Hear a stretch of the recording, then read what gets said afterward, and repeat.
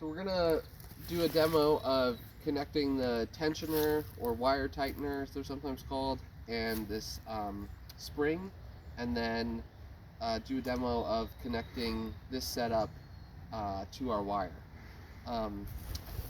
So the spring serves basically two purposes. One, it allows you to know that you've got the wire to the appropriate tension. Otherwise, it's just kind of a guessing game of what feels tight enough or loose enough. So it lets you know you've got good tension on the wire. And then it also serves as a kind of um, what's the word I'm looking for? As a kind of balance or I'm totally blanking on the word. It protects the wire so that if something were, an animal to run into the wire. Shock absorber. Yeah, shock absorber, that's it.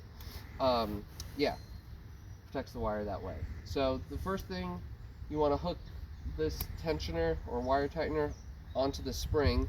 And the way to do that, each end of the spring is the same, so it doesn't matter which end you start with, but basically push one end up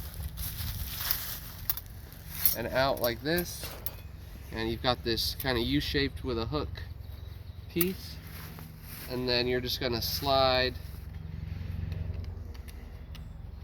the tightener down to the bottom, and then you're going to put this back through the spring. So you just want to make sure you're putting this in so that both ends of the spring are the same again. So I want to have these hooks end up on the other end of the spring rather than have hooks on both. Yeah. So you just kind of squeeze this together like this so that you can fit it in between the coils, and then just push it up, and then you just pull it back down tight to the spring. So now this is all one unit here.